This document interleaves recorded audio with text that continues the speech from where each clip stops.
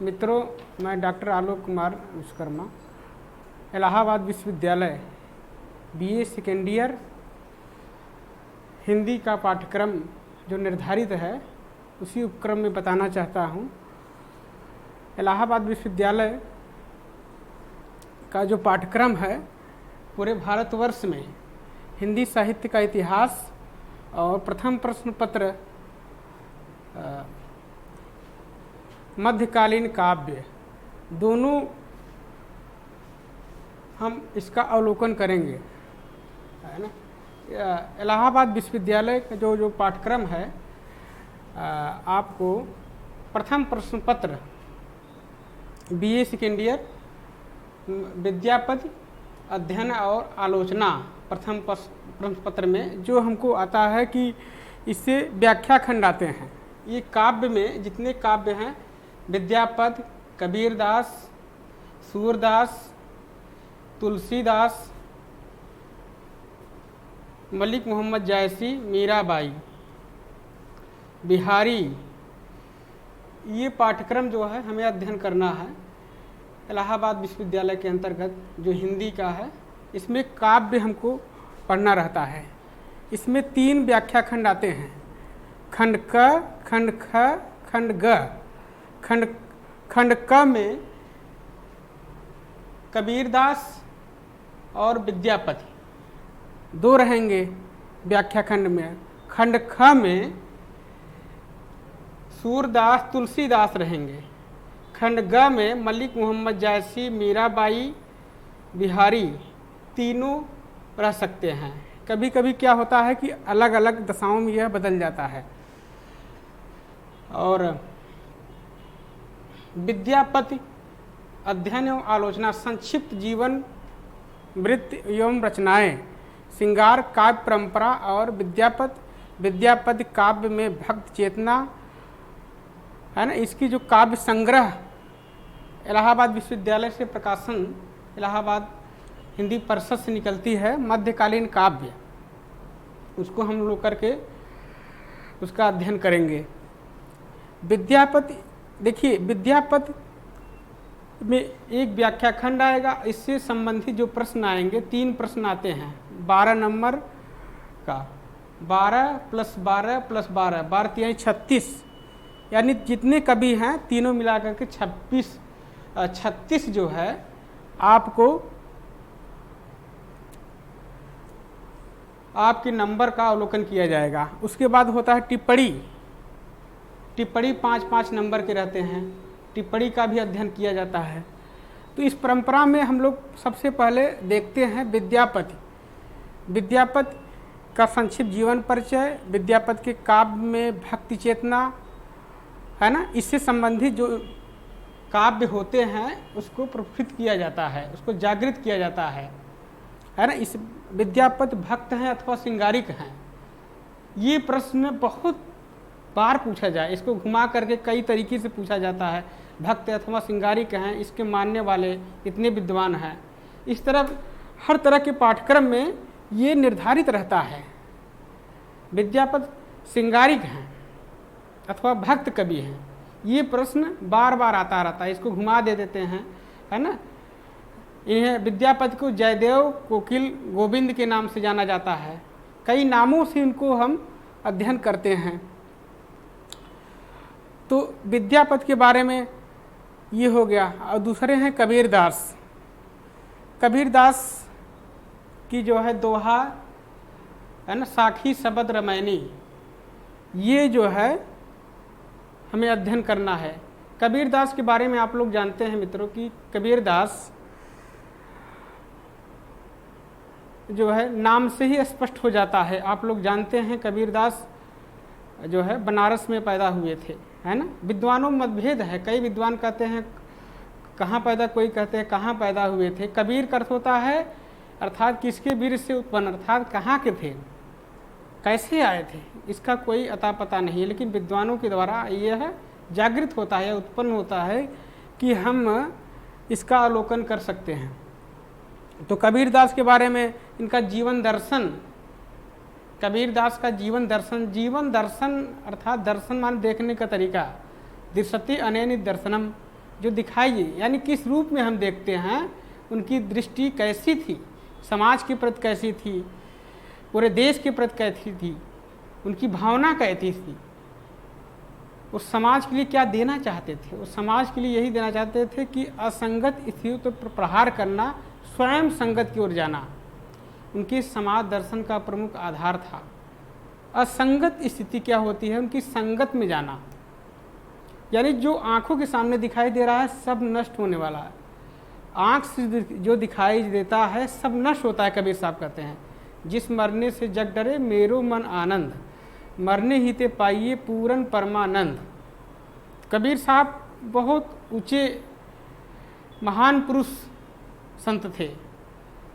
उनको समझना आज की दृष्टिकोण से बहुत ही अलग परिप्रेक्ष्य होगा।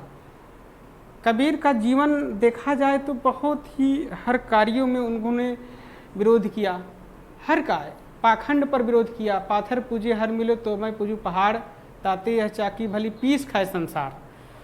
मुसलमानों के लिए कहा, काकर पाथर जोड़ के मस्जिद ले चुनाए, ताछड़ मुल्ला बाग दे, क्या बहरा हुआ खुदा, क्या खुदा बहरा है। हिंदू और मुसलमानों को बहुत तेजी से फटकारा।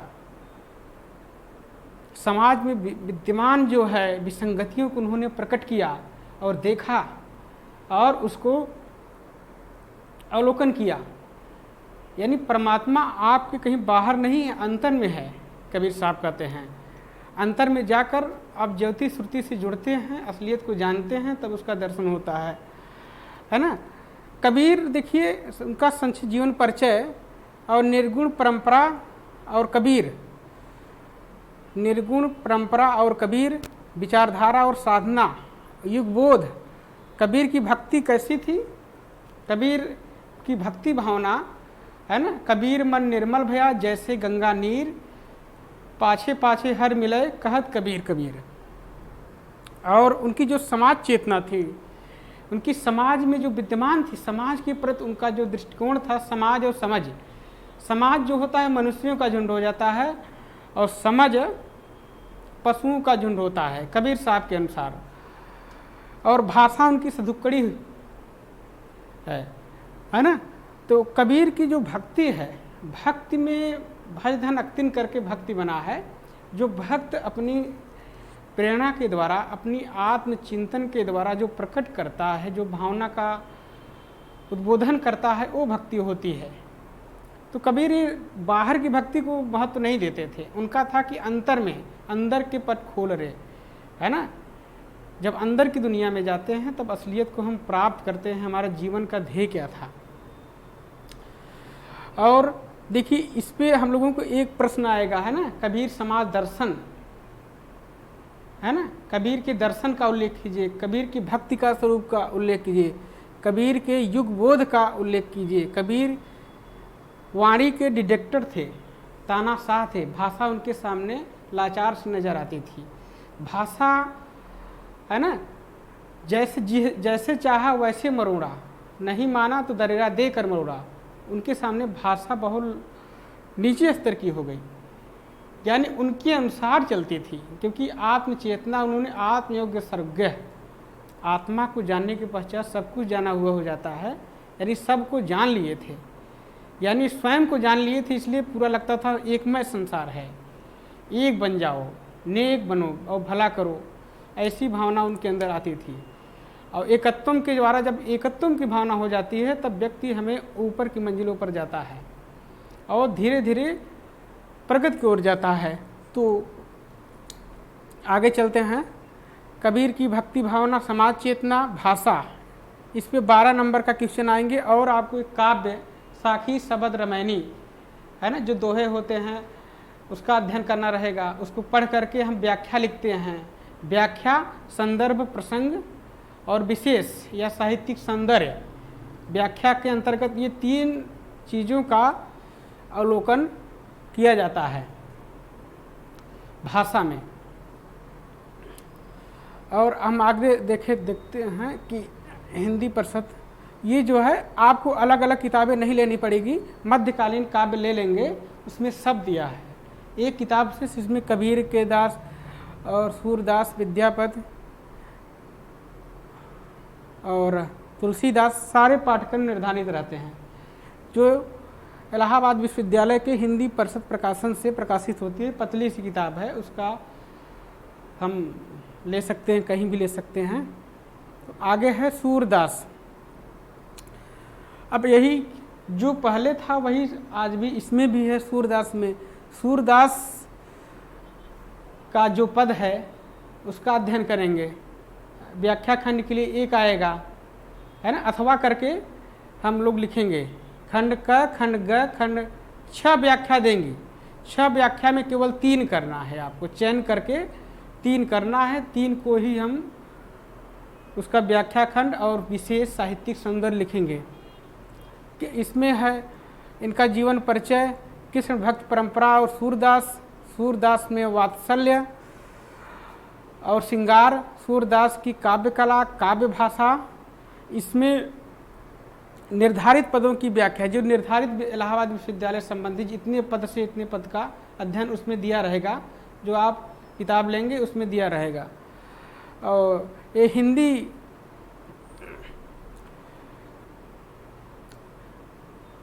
तो संक्षिप्त परिचय हो गया कृष्ण भक्ति परंपरा में सूरदास। देखिए सूरदास भगवान श्री कृष्ण के अलौकिक लीला का वर्णन करते हैं, है ना, वात्सल्य रूप का। वात्सल्य रूप माने प्रेम, यानी कि ममत्व। भगवान श्री कृष्ण का एक उद्गम रूप प्रकट करते हैं, जैसे गीता में कहा गया है। ये 10वें स्कंद से अवतरित है सूरदास का, है ना। सूरदास की काव्य कला, उसकी काव्य भाषा, सूरदास में वात्सल्य और श्रृंगार, यानी देखने पर लगता था भगवान श्री कृष्ण योगेश्वर थे, यानी अर्थात अपनी वाणी के द्वारा जो प्रकट करते थे देखने में दूसरा रूप दिखाई देता था, लेकिन भावना से वो योगेश्वर थे। तो ये हो गया आपका। और तुलसीदास, गोस्वामी तुलसीदास के बारे में अध्ययन और आलोचना, संक्षिप्त जीवन परिचय, रचनाएं, सगुण राम काव्य परंपरा, तुलसीदास, रामचरितमानस, प्रबंध कौशल, अयोध्याकांड का स्थान। गोस्वामी तुलसीदास का जो है इसमें जो है संक्षिप्त जीवन परिचय दिया है, और रामचरितमानस का जो प्रबंध अयोध्याकांड का छोटा सा संक्षिप्त एक कांड है, 7 कांड में, है ना, अयोध्याकांड का वर्णन इसमें आपको पढ़ना है। इसमें चौपाई दिया रहेगा, व्याख्या खंड के लिए दे सकता है, नहीं दे सकता है, अलग अलग, क्योंकि 7 कवियों में से केवल आपको 3 करना है। अब गोस्वामी तुलसीदास के बारे में जानते हैं आप लोग पूरा।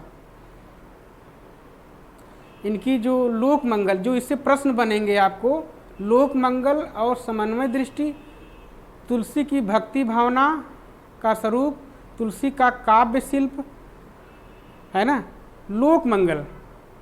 गोस्वामी तुलसीदास की लोक मंगल की भावना क्या थी? लोक मंगल अर्थात लोक में विराजमान, लोक की दृष्टि, लोक माने संसार, माने यहाँ ऊंच नीच, गरीबी अमीरी क्या परंपरा है, उसका वर्णन गोस्वामी जी ने किया है। सारे उद्बोधन को, जो परंपरा रीति रिवाज होती है अयोध्या कांड में, सबका वर्णन किए हैं। और हमें ये पता चलता है कि लोक मंगल और समन्वय की दृष्टि, तुलसी की भक्ति भावना और स्वरूप, तुलसी का काव्य शिल्प, है ना, लोक मंगल और समन्वय दृष्टि। लोक मंगल और समन्वयवादी, कभी कहता है कि समन्वयवादी क्या है? समन्वय को प्रकट करना, समन्वय सामंजस्य को प्रकट करना, सामंजस्य की उद्बोधन, सम अन्वय, जो उसकी प्रकृति है, जो उसकी व्याख्या खंड है, उसको देखना रहता है। और तुलसी की भक्ति भावना, तुलसी का काव्य शिल्प, है ना, उसको प्रकट किया जाता। तुलसी की भक्ति भावना दास्य भाव की भक्ति थी, है ना, कि चूँकि भक्ति गोस्वामी जी अपने माध्यम से ले चल, एक भरोसो एक बल एक आस विश्वास, एक राम घनश्याम चातक तुलसीदास, है ना, एक भरोसो एक बल, है ना, एक पर भरोसा करो, एक पर आत्मविश्वास करो, एक ही एक दृष्टि मान लो, एक बन जाओ, नेक बन जाओ, भला करो। वो स्वामी जी का आदेश था कि अपने आप ही समन्वय प्रकट हो जाए। और तुलसी का काव्य शिल्प, काव्य माने काव्य शिल्प यानी भाव पक्ष और कला पक्ष को देखेंगे। भाव पक्ष में क्या विद्यमान है, कला पक्ष में क्या विद्यमान है, दोनों को देखते हुए हम इसको आगे बढ़ते हैं। इससे संबंधित जो उनका प्रश्न आएगा, लोक मंगल की भावना।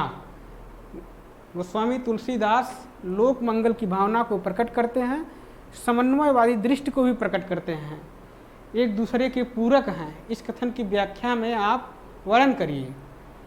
ये प्रश्न आपको आता रहेगा, कई रूपों में आता है, उसको जो है आप अनुसार से अध्ययन करेंगे तो अपने आप आ जाएगा।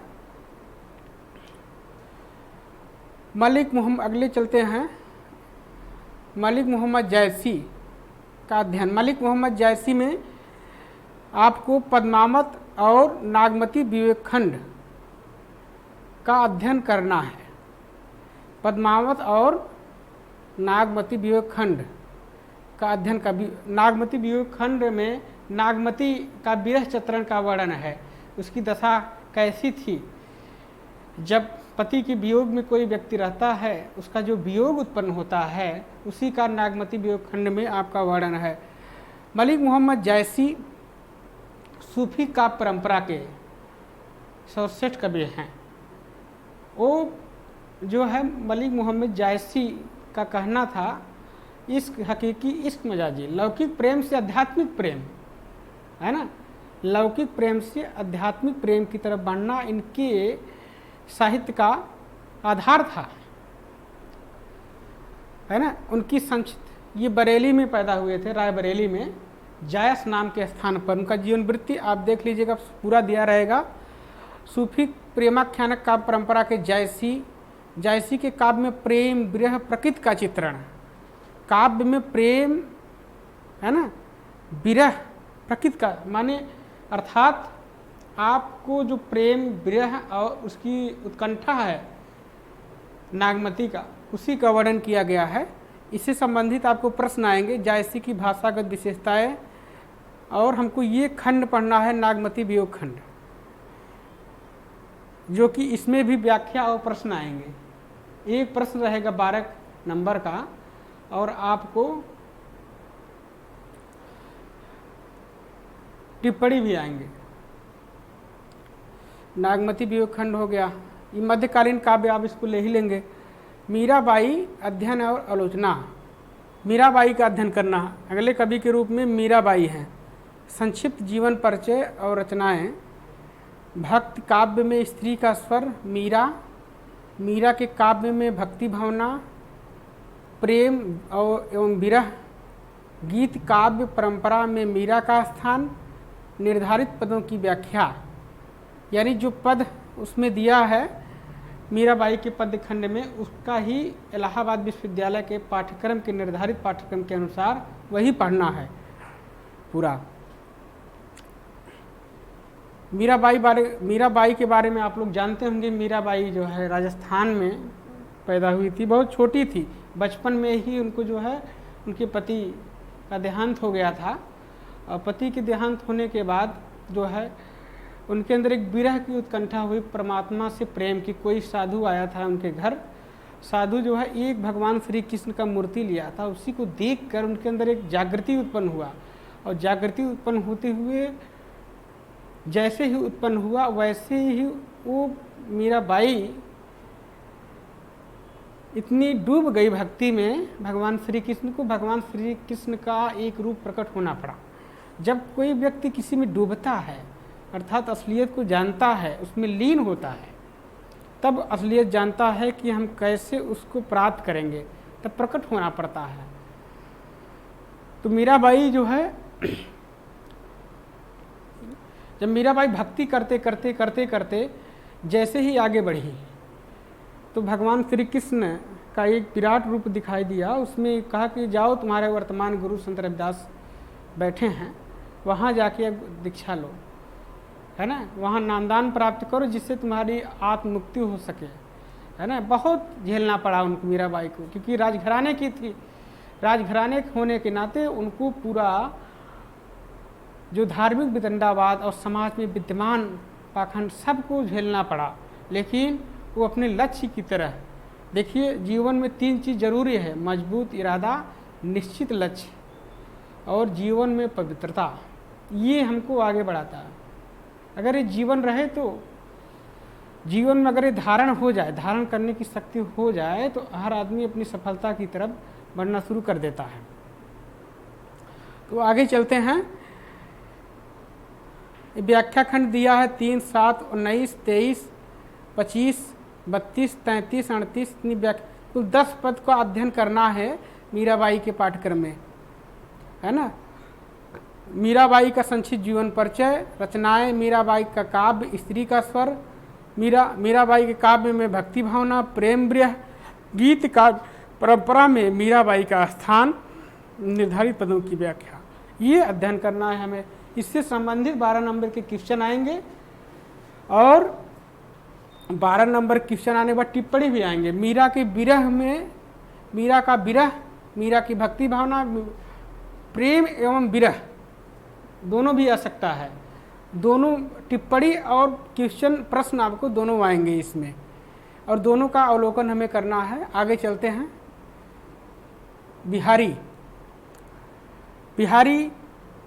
बिहारी का सतसई, बिहारी का सतसई माने 719 दोहे हैं पूरे बिहारी के सतसई में।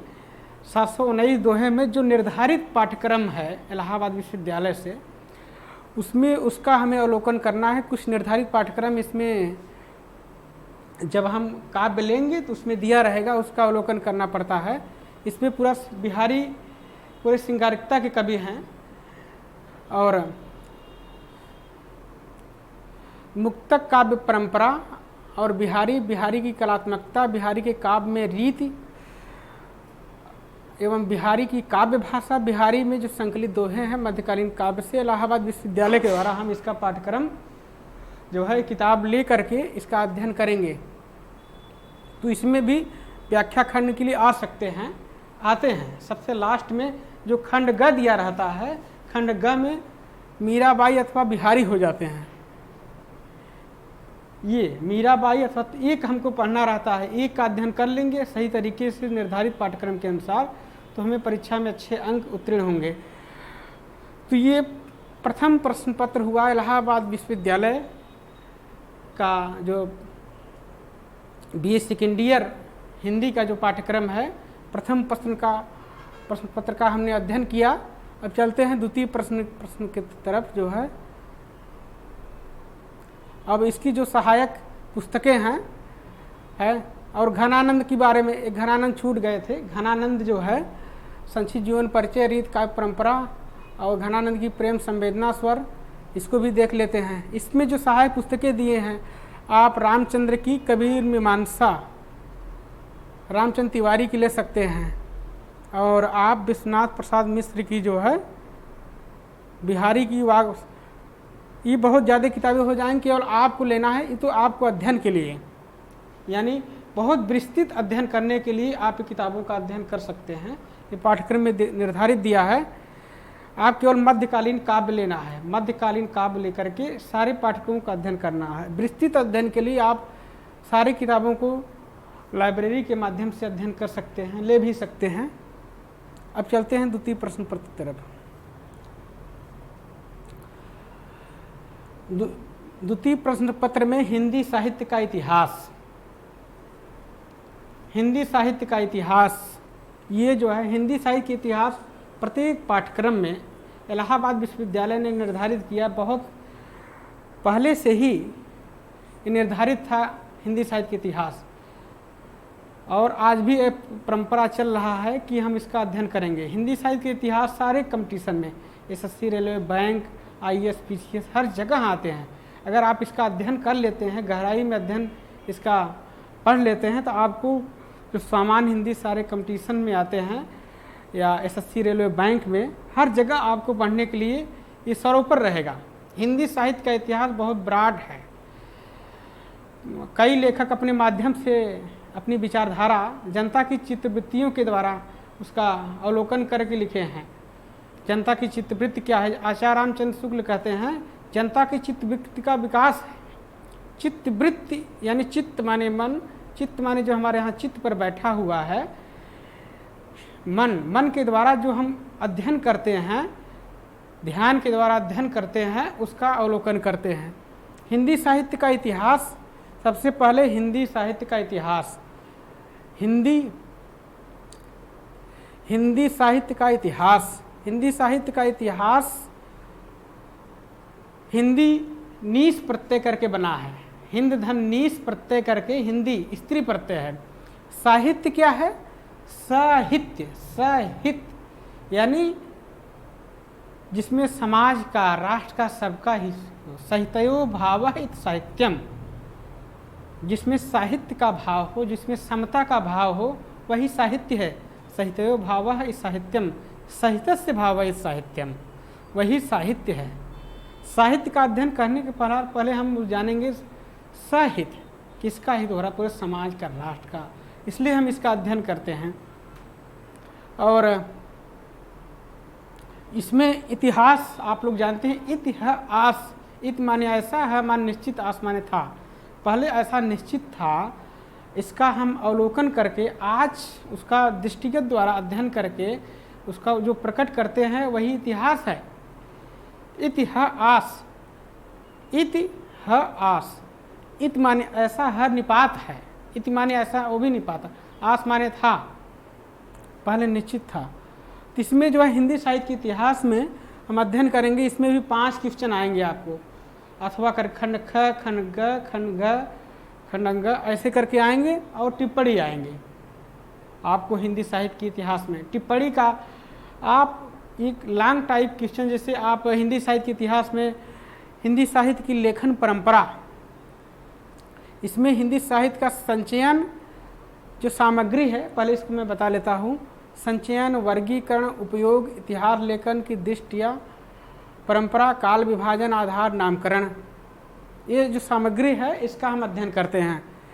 और दूसरा है आदिकाल। आदिकाल का समय 1400 ईस्वी से माना जाता है। इसमें साहित्यिक, सांस्कृतिक, सामाजिक संदर्भ, साहित्यिक अभिव्यक्ति का स्वरूप का अध्ययन किया जाता है। और तीसरा है, इसमें साहित्यिक अभिव्यक्ति में हम देखेंगे सिद्ध साहित्य, नाथ साहित्य, जैन साहित्य, रासो साहित्य, अमीर खुसरो का हिंदी साहित्य, विद्यापति का अध्ययन करेंगे। सिद्ध साहित्य में क्या था, नाथ साहित्य में क्या था, जैन साहित्य में क्या था, सबका हम अध्ययन करेंगे।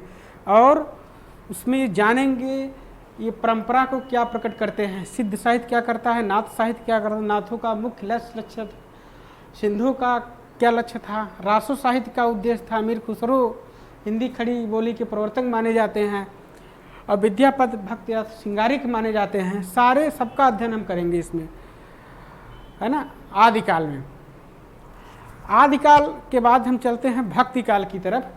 भक्ति काल में भक्ति काल का समय है 1400 ईस्वी से 1600 ईस्वी तक। 1400 ईस्वी से 1600 ईस्वी तक इसकी जो पृष्ठभूमि है, भक्ति क्या है, ईसाइयत की देन है। मोनियर विलियम्स कहता है ईसाइयत देन है, यानी अर्थात भक्ति द्राविड़ उपजे लाए रामानंद, प्रकट करी कबीर ने सातों दीप नवखंड, है ना। भक्ति द्राविड़ उपजे लाए रामानंद, प्रकट करी कबीर ने सातों दीप नवखंड, है ना। जो भक्ति है द्रविड़ से आई है, कुछ लोग मानते हैं, लेकिन भक्ति की उत्पत्ति भजन करना होता है, अपने आप को प्रकट करना। भक्ति में जब आदमी, एक मोटे तौर पर समझिए, आदिकाल में क्या होता था, मार काट, है ना, पूरा एक सामंजस्य, एक दूसरे की लड़ाई करना। तब व्यक्ति ने सोचा कि अब आगे क्या करते हैं, तो भक्ति की तरफ होते हैं। तो ये भक्ति की तरफ उसका भावना जाता है, तो भक्ति से जब खाली होता है तो रीति काल की तरफ चलता है। रीति परंपरा माने सांसारिकता में आ जाता है, रीति का बोध हो जाता है, परंपरा में, श्रृंगार में हो जाता है। और फिर आधुनिक काल अंतिम है, आधुनिक काल। आधुनिक परिपेश भारतेंद्र युग से अब तक जितने हैं पूरा सब आधुनिक काल माना जाता है। तो इसमें हम देखते हैं भक्ति काल का समय 1400 ईस्वी से 1600 ईस्वी तक। पृष्ठभूमि सामाजिक, सांस्कृतिक, धार्मिक, राजनैतिक, भक्ति आंदोलन की प्रेरक शक्तियाँ, भक्ति आंदोलन की प्रेरक शक्तियाँ, सामाजिक, सांस्कृतिक, धार्मिक, राजनैतिक, भक्ति आंदोलन, यानी भक्ति आंदोलन क्यों शुरू हुआ, सबका हम अवलोकन करेंगे, हर नए तरीके से इसका अध्ययन करेंगे। और इसमें है निर्गुण साहित्य, निर्गुण भक्ति साहित्य। निर्गुण भक्ति साहित्य में हम देखेंगे कि निर्गुण भक्ति साहित्य में सूर, कबीर, तुलसी, है ना, सबका अध्ययन करेंगे। माने सगुण धारा और निर्गुण दोनों का अध्ययन करेंगे। ज्ञानाश्रयी, रामाश्रयी, सबका एक नए तरीके से उसका अध्ययन करेंगे पाठ्यक्रम के निर्धारित के अनुसार जो है। और संत साहित्य, कबीर संत साहित्य, है ना, उसकी मुख्य विशेषताएं अब इसमें दिया है। इसके अंतर्गत जो प्रश्न बनते हैं 10 नंबर का, संत साहित्य परंपरा में कबीर का प्रदेय, संत साहित्य परंपरा में कबीर का स्थान, संत साहित्य की विशेषताएं, संत साहित्य का स्वरूप, हम इसका अध्ययन करते हैं। और संत साहित्य, संत न छोड़े संतई कोटिग मिले संत, वो संत होता है। संत की जो परंपरा होती है, संत को जानने का साधन जो होता है वो बहुत ऊंचा साधन होता है। संत कोई बिरला व्यक्ति होता है जो अपने आप को जागृत कर लेता है, अपने अंदर परमात्मा के गुणों का आभास कर लेता है, वही संत होता है। संत साहित्य और कबीर, कबीर तो वैसे भी महान है, संत परंपरा के सबसे सर्वश्रेष्ठ कवि हैं, ये देखते हैं। अब ख की तरफ चलते हैं। प्रेमाख्यानक काव्य और जायसी प्रेमाख्यानक काव्य की विशेषताएं। प्रेमाख्यानक परंपरा में जायसी प्रेम के कवि हैं। प्रेमाख्यानक परंपरा में जायसी का स्थान निर्धारित कीजिए, ये प्रश्न बनता है। कई तरीके से प्रश्न आते हैं जिसका अवलोकन हम आगे करेंगे, है ना। उसकी काव्य की क्या विशेषताएं होती, प्रेम की क्या विशेषताएं होती हैं, इसका हम देखते हैं।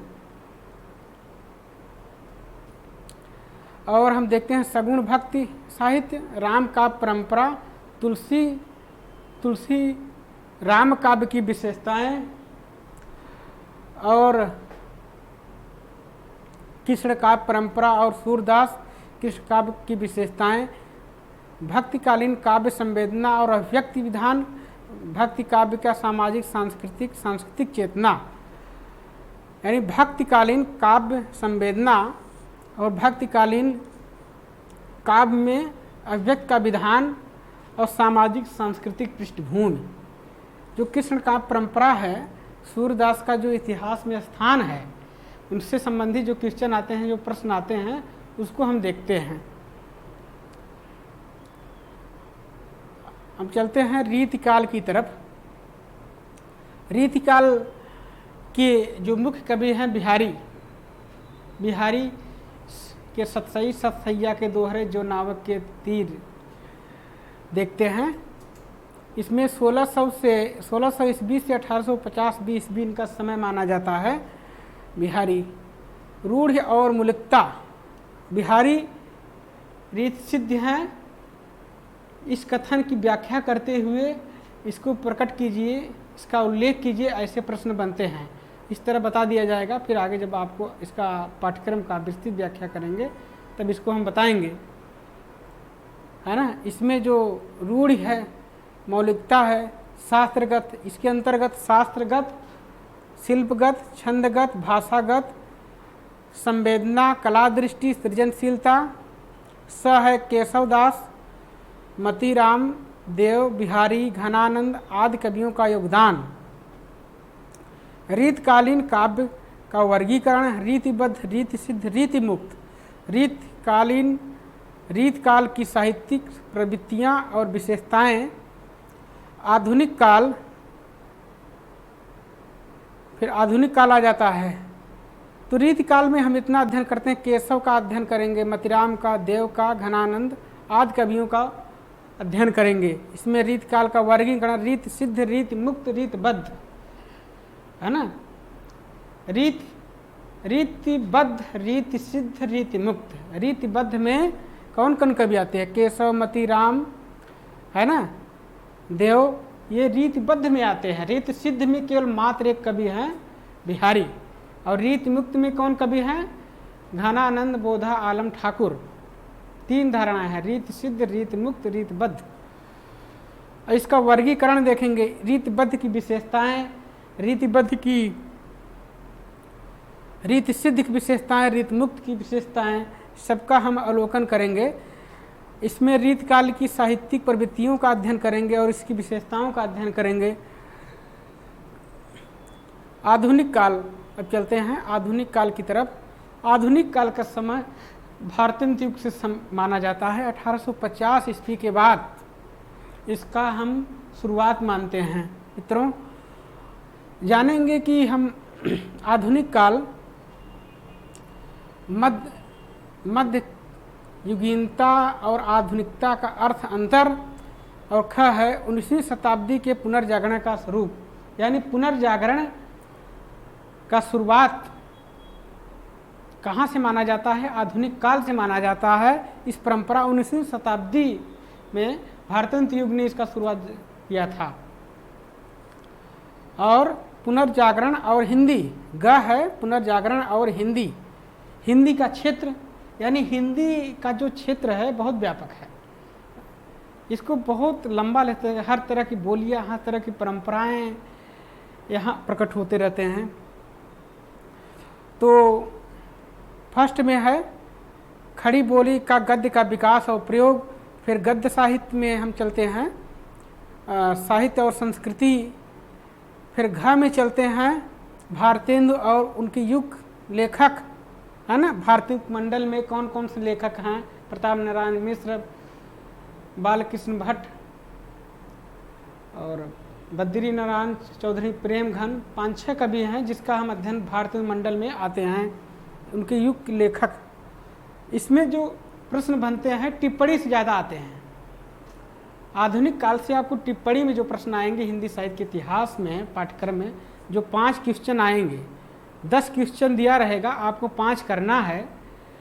अब 5 में खंड क, फिर खंड ग, खंड घ, खंड ग,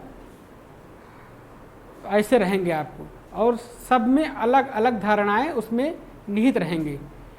इसमें जो है आपको लोक चेतना, पत्रकारिता, साहित्य, उन्मेष, सामाजिक दृष्टि और लोक चेतना। लोक चेतना, भारतीय युग की जो लोक चेतना है, लोक चेतना को कैसे प्रकट करते हैं? आज की लोक चेतना, लोक माने संसार, लोक लृ धातु करके बना है, घय प्रत्यांश से लोक माने लोक की सांसारिक दृष्टि, पारलौकिक दृष्टि, कई दृष्टि हो जाते हैं जो हमें उद्बोधन करते हैं।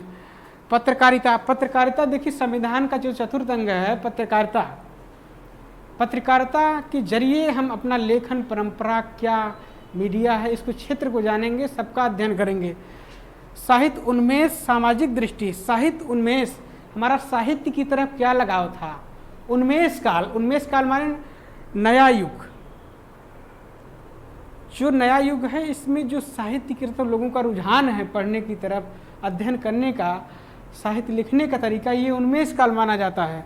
और सामाजिक दृष्टि, और सामाजिक दृष्टि से ये क्या है, भारतीय द्वीप में क्या प्रकट करते हैं, क्या भावनात्मक विचार है, इसको देखते हैं।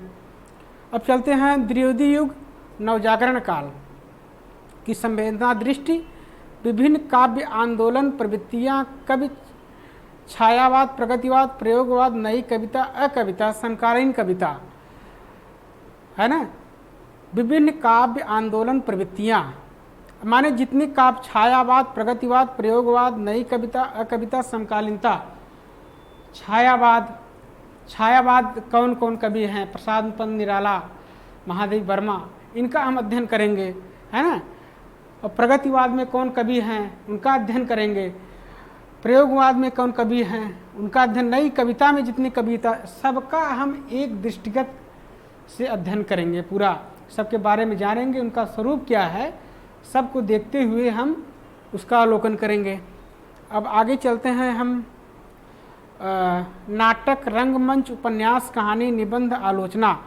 नाटक क्या क्या स्वरूप है, नाटक का उत्पत्ति कहाँ हुआ, नाट्य शास्त्र से लिया गया है। पूरा इसकी जो भावना है इसको अध्ययन करके हम देखते हैं और प्रकट करेंगे। रंगमंच, उपन्यास, कहानी, निबंध, आलोचना का संक्षिप्त इतिहास, माने उपन्यास क्या है, कहानी क्या है, रंगमंच क्या है, नाटक क्या है, सबका एक पाठ्यक्रम के जरिए हम अपने आप को प्रकट करेंगे। हिंदी पत्रकारिता, साहित्यिक सांस्कृतिक योगदान, इसका भी पत्रकारिता, क्योंकि आज के समय में पत्रकारिता का बहुत बड़ा युग हो गया है। पत्रकारिता के जरिए हम अपनी समस्या को प्रकट करेंगे और लोगों को जागरूक करते हैं। आगे क्या है, साहित्य क्या है, इसकी सृजनता क्या है, उसकी स्थापनाएँ क्या हैं, सबको हम देखते हैं। नए गद्य का स्वरूप, अंत में चलते हैं हिंदी पाठ्यक्रम के अंत में। हिंदी गद्य का स्वरूप उदय, यात्रा वृत्तांत, रिपोर्टाज, जीवनी, आत्मकथा, संस्मरण आदि का संक्षिप्त परिचय। आज उसको जानेंगे कि यात्रा वृत्तांत क्या है, रिपोर्टाज क्या है, जीवनी क्या है, आत्मकथा है, संस्मरण आदि का हम अध्ययन इसका पूरा